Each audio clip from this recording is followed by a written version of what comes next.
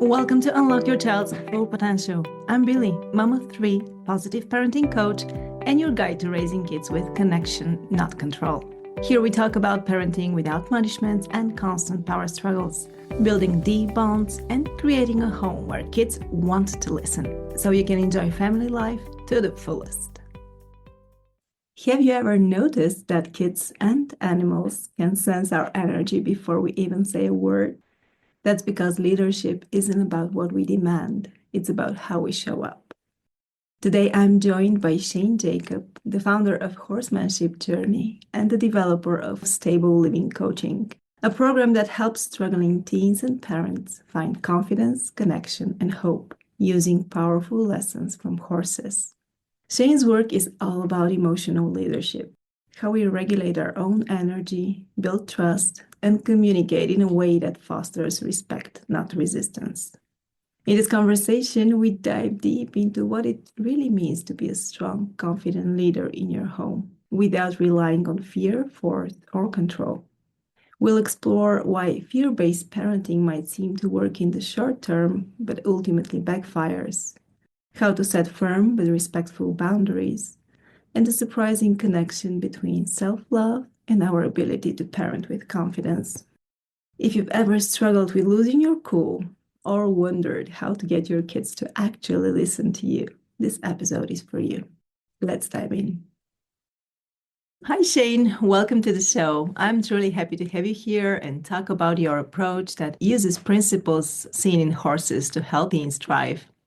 Before we dive in, tell us a little bit about yourself and your tremendous amount of experience in doing things wrong, as you like to say.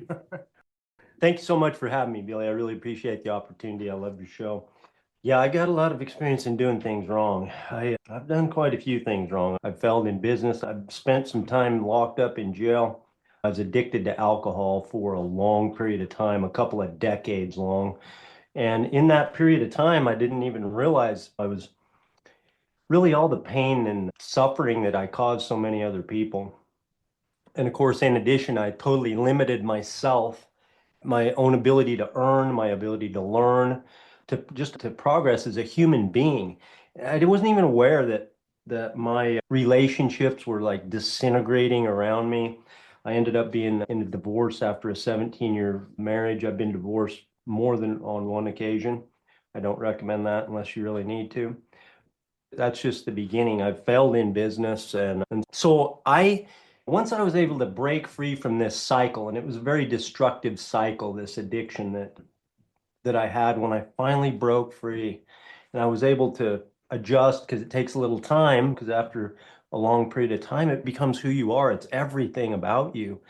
And after a period of time, I looked back and I've analyzed, I've become a student of personal development. I've studied personal development and human behavior for over 10 years now.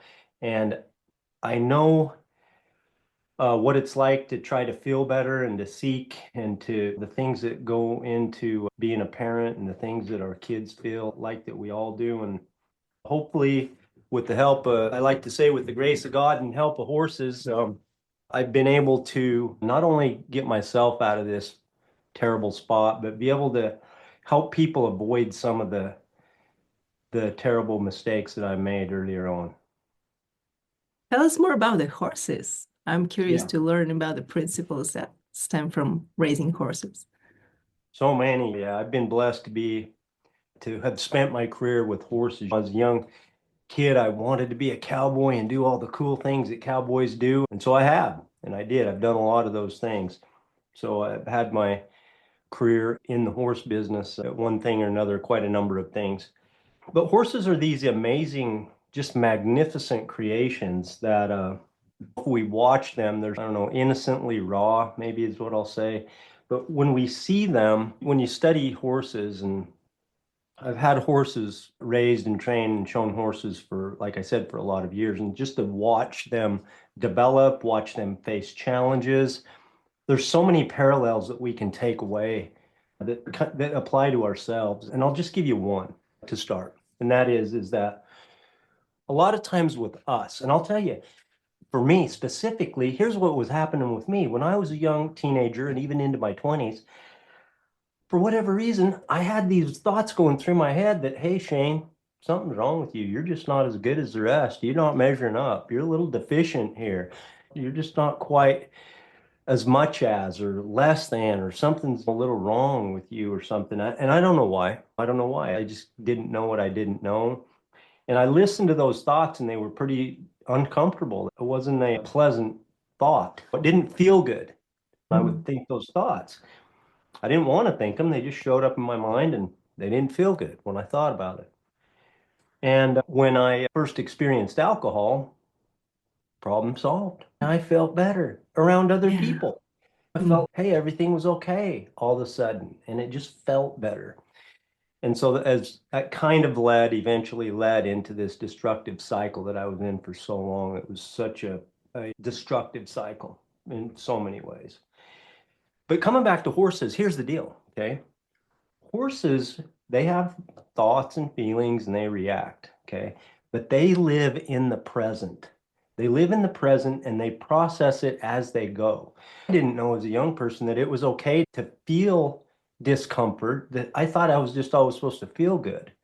And so I was seeking how to feel good and how to feel good. And a lot of us, we do that, not just as a kid, but our whole lives. We're constantly trying to feed ourselves with media or overeating or over drinking and all the things, right, that don't serve us in the long run, but make us feel good for a while. And when I come to horses, horses, when they face a challenge or when they face their day or when they face anything, they're in the moment. They're not in the past. They're not in the future. They're processing what's happening right now. They don't hold on to it and they don't ruminate in it. And when something comes up, they don't think we'll bring up some stuff from the past and base their decision on it. They act and process what's happening, their thoughts and emotions in real time as it happens. So if they get a little pressure from whatever, from outside, another horse will say, or another wildlife, or the weather, or a human interaction with a human being, if they feel a challenge or if they feel a pressure of some sort and they feel that discomfort, they may react on it or they may not, but whatever their feelings do, they process it and they go through it and then they move on in life. The more that I think about that and the more that I observe horses going through their challenge, the more that I see that they're a good model for human beings because, like I said, so many of us are just, we're trying to escape the present and not feel life. And that can have some pretty negative consequences.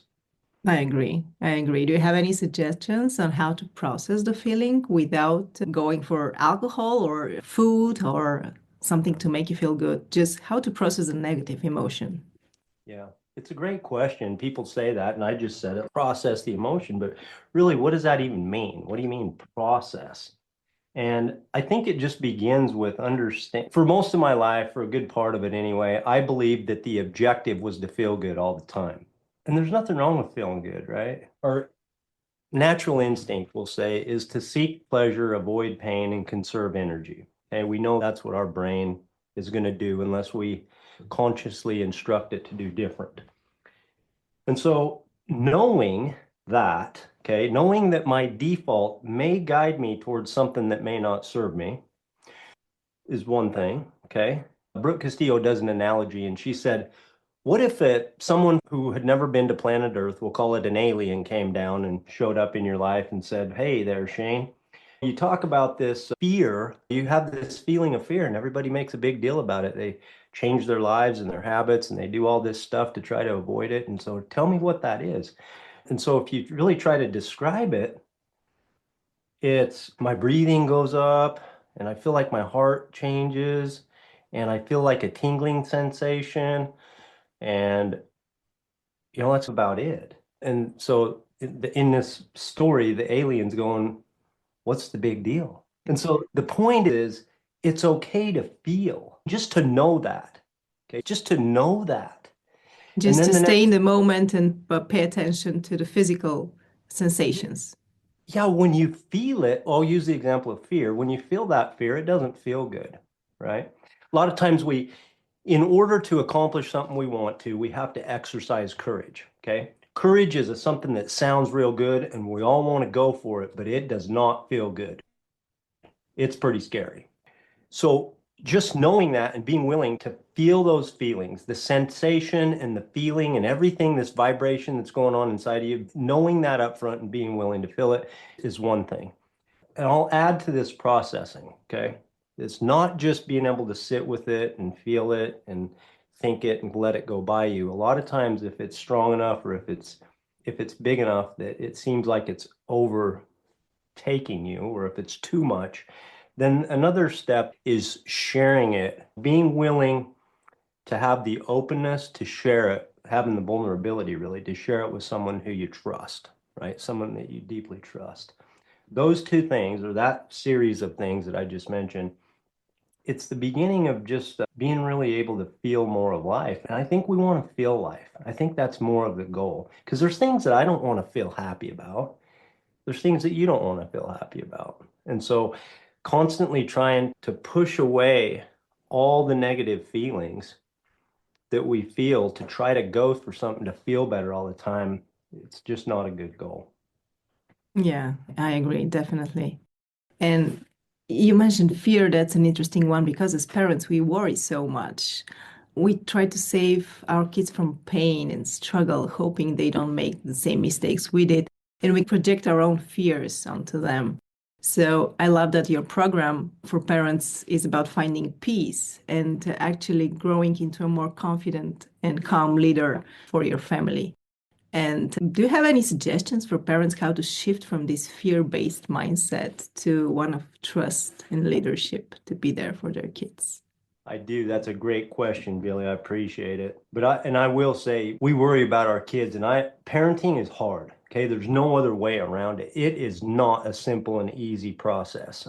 It's a difficult struggle. We feel if it's going to be a challenge, it's going to happen with our kids. We have so much invested. We care so much. We feel like there's so much at stake. And then on top of it, we're trying to make a living and manage a household, and then try to have our own sanity inside of all this. It's a lot, okay? Just to It's a lot. start with, it's a lot. And the one thing that I really focus on with parents, and I've come to focus on my life, and that is that when we have issues with our kids, see, we do the same thing with horses, and that's why I know, is that because people and horses are a relationship, and I'm going to compare that to parents and their kids. And what we do with horses is when the horse doesn't do what we want it to, we just, that horse, he doesn't do this and he doesn't do that and he won't go here and he won't go here. And what am I going to do? And oh, what's the world coming to? Horses aren't what they used to be when I was a kid. And all, and all the things. And we really, we have a lot of outside focus, and it's not helpful. And we can try different techniques and different skills and different tools. And we need to have that as parents. We need to have it as good horsemen and as parents. We need to have good strategies. Even more importantly, the true answer is instead of putting the focus out there, we need to look right here. We need to look right here to begin. Because what is inside of our heart and our mind is going to have more influence than anything we can do. Any of the skills, any of the tools, anything. And so how are we showing up? How do we feel about ourselves? Because the beliefs that we hold true to be about ourselves are coming out. They're coming out. Just like you said, we're projecting this fear onto our kids and this lack of confidence, and we are. And so the question is, how can we develop ourselves in a relationship with ourselves and belief with ourselves and confidence in ourselves in order to show up like a calm, confident leader and be proud of the confident leader that we are and present an example. It's not going to be a perfect world, but most of the time to endeavor to show up as the confident leader that we're going to be proud of. That those kids, when we ask them to do something, they see a reason why. You keep saying to do that, but I'm looking at you and it doesn't look like that's a happy way to go about it. And so a lot of True. times that's the way it is, right? And the more that we really focus on ourselves, and what I'm saying is, I'm going to say this again, it's a big statement.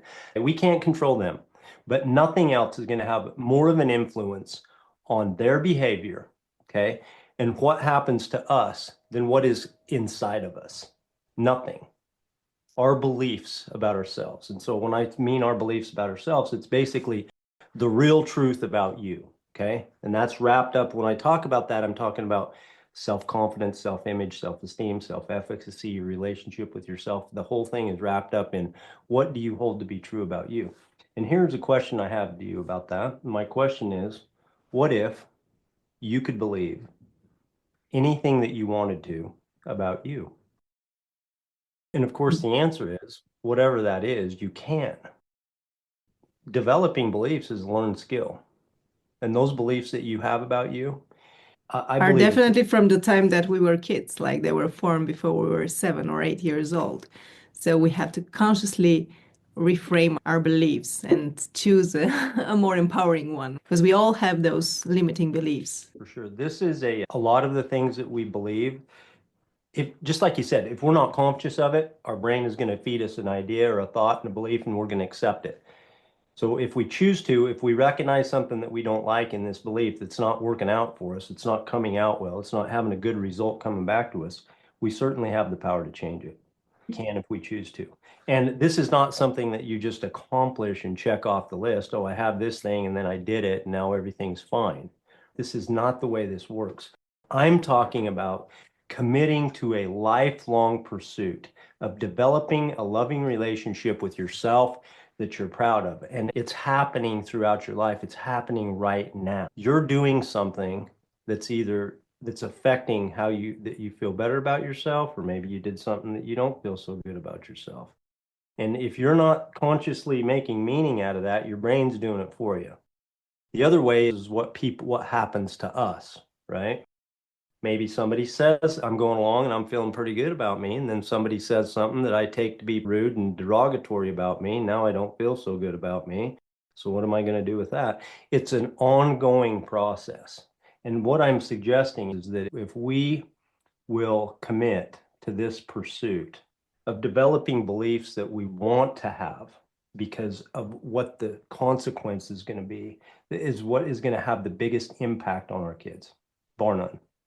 And the biggest gift we can give them Amen. to heal our own trauma and our own struggles. Yep. And I was wondering about your program for teens, because this is your other focus, and the 4 core principles. Let's talk a bit about that. Sure. We use 4 core principles at Stable Living, and these are things that I've seen in horses and I've seen in my study of human development that I believe that if we'll endeavor to do is going to have the most impact in our life. And that is, number one is faith in God. Number two is faith in ourselves. When I say faith in ourselves, it's exactly what we've been talking about up until this point. So that's what I mean by that. Number three is personal responsibility, which means taking ownership of ourselves, knowing that the only thing that's going to happen is what we can cause to happen. And four is communication. And I believe that communication is the most important skill that we can develop. There's just such a lack of communication. It's so important with horses. It gets our total results with people and horses. And it is also an endeavor. Communication is a big thing. In your opinion, what are some of the biggest communication mistakes parents make with their teens? Yeah, there's a lot. Just look at it. Look at it this way. Every human being has their own unique DNA, okay, their own unique brain. Even identical twins have a little bit different DNA, okay? And then you add life experience, all the input, okay? And nobody has the same input as far as life experience. So everybody's 100% unique. And so as I communicate and try to express a thought or a feeling or try to give you information, the odds of you making the same meaning out of it, it's a miracle we can even get by in this world. There's there is such a lack of communication and a lack of clarity. We think that kids understand a lot of time too much and act on assumptions a lot, and kids act on assumptions, and just teaching kids about communication, about, we used to call it a rewrite in horse language. And one of the skills that we use is, if I say something to you, I simply, if you want to be clear on it, rather than acting on the assumption, if you think you have it, but you're not sure, you reframe it back to me. This is a common skill to be able to make sure. And it just takes a little bit of intentionality and a little bit of time that makes a tremendous difference, because really the big thing is to know that people make different meaning out of different things. And then the next thing is to not act on assumptions and try to get clarity. To be willing to communicate until you fully understand, I think is a big key in communication, one of the big ones. And I'd love to explore personal responsibility a bit further. A lot of adults also struggle with this, perceiving that life is something that happens to them rather than something they have control over. They blame external factors like the government, the economy, their upbringing, without realizing the freedom that comes with taking full ownership of their life. And I'm wondering, as intentional parents, how can we instill personal responsibility in our kids early on so they don't struggle later in life? It's a great question. It's a great question. I'm going to give you a quick story about horses and how they interact with personal responsibility. In the wild, horses operate in small groups or bands or herds, okay, usually around, say, we'll say 20 horses. And in that group's going to be some young horses. And if those young horses misbehave, if they break the rules of the group, the older horses, usually the older mares or females, will run them away from the group. Okay. They'll physically bite them, kick them, threaten them. They just push them away by force out of the group. Now, horses are prey animals, and so they like to be together in herds for safety. But now we got this one guy over here, and he's feeling pretty afraid because he's exposed. Okay. And so what he doesn't do is he doesn't go through all those things that you said. He doesn't say, nobody told me the rules. You treated me unfair. You ran me out of here and you weren't even polite.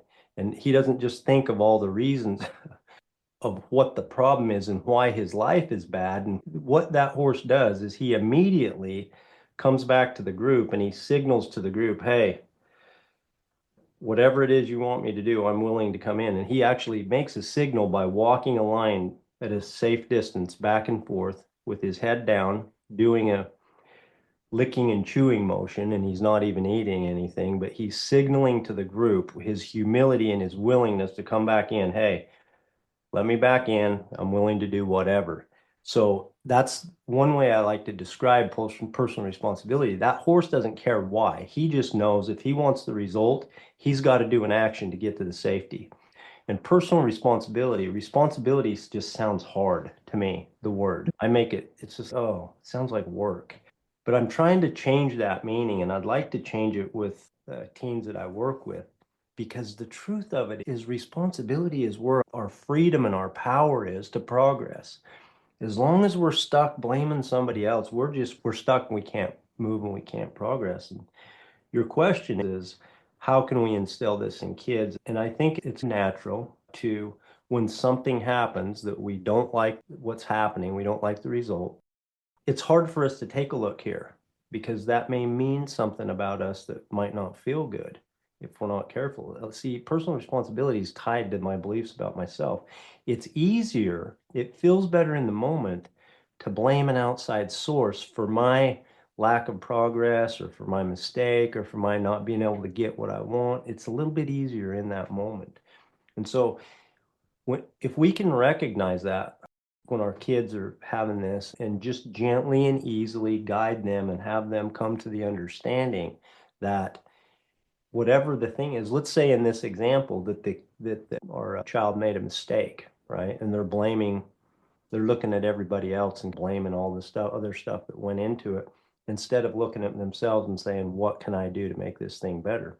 If we can gently just take our kids, maybe put our arm around them, if we can have an easy, gentle, kind, loving conversation with them and let them know that where their power is, and a lot, it doesn't even mean that you're accepting guilt or responsibility. Personal responsibility doesn't mean any of that. It just means that you're looking to yourself and saying, if I don't like this position, what can I do to change it? And that's where our power is. I like to call it horsepower. I love that. And maybe asking them, what would you do differently next time to engage those critical thinking skills and not to focus on the guilt for what's already done. Thinking about mistakes, I make it a point to teach my kids that mistakes are welcome. It's just the way you learn. There are opportunities to learn. But in these high stress moments, when a child makes a big mistake, especially a teen, and our parental fear can take over, we might react impulsively and they shut down. I'm wondering, If we see something that we don't approve of, a behavior, how can we show up as the calm leader and respond in the moment?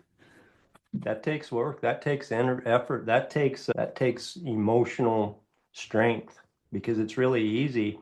And I think we've all done it, or I'll speak for myself. I've done it plenty of times, blowing up and reacting in anger and reacting out of fear and all the things. And the more that we become aware of ourselves and the noise that's happening here, and the more than we can prepare not to react, but to think things through, the better off we're going to be. I think it's really important just to recognize that in those moments, even if you come out in a way that you look back on and you're not proud of, and here's a quick example. A mother has a toddler and the toddler spills food on the carpet and she just screams and yells, blah, blah, blah, and she blows up. She goes away and she goes in her room and she shuts the door, and her noise and her words to herself and her thoughts to herself is, I suck as a mother. I can't hold my stuff together. I can't believe I did that. I always do that. I can't believe it, blah, blah, blah. On and on. She tells herself how bad she is and what she did. Okay. And how she is not a good parent, not a calm leader, and all this. Okay. What do you think the kid's hearing? The kid's hearing the loud noise, right? The kid's learning. You're giving messages to the kid. What happens next time that same kid spills food on the carpet? Same thing. Okay. And here's the reverse. Another mother, same age kid, same scenario, spills food on the carpet. She takes a breath. She walks over. She puts her arm around the little baby, little child, and says, Hey, I love you, man. We can't do this anymore. Let's talk about how we're not going to have this happen again. You're going to help me clean it up. Okay. And they clean it up and they go away and it's peaceful. What do you think that kid's hearing? That kid's hearing a totally different message. She goes away after the incident. She's by herself in her room. And you know what she's saying? I showed up the way that I wanted to. And I'm a good mother and I'm patient and I'm doing this. So that is what continues to happen. And it's a cycle. The thing of it is, it's not going to be perfect every time. And so when we do have those moments that we come out in ways that we don't want to or not proud of, we need to show up just like we want our kids to, in an honest and open way, and have it within ourselves to be able to say, hey, you know what? I don't handle everything perfectly because I'm a human being. And here's what I'm going to talk to you about it. And here's what I'm going to work on doing next time. And here's what we're going to do about it right now. That is a calm, confident leader. A calm, confident leader doesn't mean that every time you come out perfectly. It means that you endeavor to do. I love it. I love it. Yeah. And this way we're more okay with the times when we mess up. And we are more empowered to try differently next time, because if we are blaming ourselves, we don't have the energy to try differently next time. Exactly. Yeah. That's exactly it. Amazing. And I wanted to touch on boundaries. I don't like to use fear and force to set boundaries. I believe there is a better way. We can do this with respect, firmness, but in a kind way. What is your take on that? How do we approach this with teens? And for example, there are parents that are coming into this work in the second decade of their kids' lives, and they're used to rely on fear and force, but they see that it works less and less with grown-up kids. So how do they start setting boundaries? Yeah. Fear a lot of times can get us a pretty good result. People do a lot of things out of fear and it gets us a quick, immediate result. And it doesn't have a good net result regardless of the kid's age. I think it just becomes more apparent as people become more independent. But the things that are happening internally, even though you might be getting the golden egg at that moment, you're killing the goose. And it doesn't work with horses either. We're the leaders. We need to know that we're the leaders. We need them to come our way. We are the decision makers, and we need to know that. We're going to have certain requirements. The thing about boundaries is a lot of times we're like, I'm going to set a boundary, and we do it like against them. And boundaries, when we set boundaries, they need to be about us. If you do this, then I'm going to do this, right? Clear consequences that are agreed on. If we can get an agreement, a lot of times we won't, but if we have an open discussion and we're talking about the why, people are so much more likely. There's actually research done on this that human beings are more willing to cooperate, okay, if they agree with the why. So taking time as parents to go through and explain to our kids the why, and then setting up agreements with varying degrees of consequences. And that's the same way we do it with horses, with varying an increase of pressure depending on what you decide to do in this agreement we have. Then we have kids that are more compliant. But I'm going to still come back to one thing, and that is the way that we feel about ourselves is still going to have more impact on our kids' willingness to cooperate. Our kids looking to us as mentors and leaders and people that they want to emulate, rather than a disciplinarian or a king or a ruler up there that's just setting down the hard law and telling us how it's going to be. I'm not saying that we need our kids to be our friends, or we need to love our kids unconditionally. We all know that. But I'm not talking about making them the same level of responsibility. They're not even on the same par. They're minor children. They're not advanced enough to be able to do the things that we can do yet. Yet at the same time, what we feel inside about ourselves is going to, when they look at us and they feel us and they see us, they know what's inside of us, just like horses do. When you go to the barn, there's no secrets, okay? You think you got something you're going to hide to the horses, it ain't happening. You walk in the barn, they know the secret's out, okay? I'm telling you. And a lot of times, if we have unresolved stuff in ourselves, if we have some shame, and we all get to experience shame, if we have unresolved this and that and anger and things in the past and all of that, it's coming out. The more that we can come to unconditionally love ourselves, we gain the capacity to unconditionally love our kids. And that's what we want to do. And loving ourselves is what makes it possible. It's a skill, it's a commitment, and there's actually steps and skills that you can make to do it. And that is going to have the biggest impact on cooperation. Yeah, it's a commitment to our personal development. I agree on that. Okay, Shane, thank you so much for sharing your insights with us. It was wonderful to see how horsemanship principles blend with parenting and personal growth. And before we go, please let people know where they can find you, learn more about your programs, and tune into your podcast. Sure, I appreciate the opportunity to take this time for you having me on your show today, Billy. I really appreciate it. If you're interested in what we're doing, we are at thehorsemanshipjourney.com. That's our stable living. Our podcast is the Horsemanship Journey podcast. And thank you again for having me. Thank you so much for tuning in today. I hope you found the conversation with Shane insightful and helpful. If you enjoyed today's episode or the show in general, I'd love it if you could take a moment to leave a review on iTunes or rate the podcast on Spotify. Your feedback helps others discover the show and allows me to continue bringing valuable content to support you in becoming the best parent you can be. Don't forget to subscribe so you never miss an episode, and I'll catch you next time.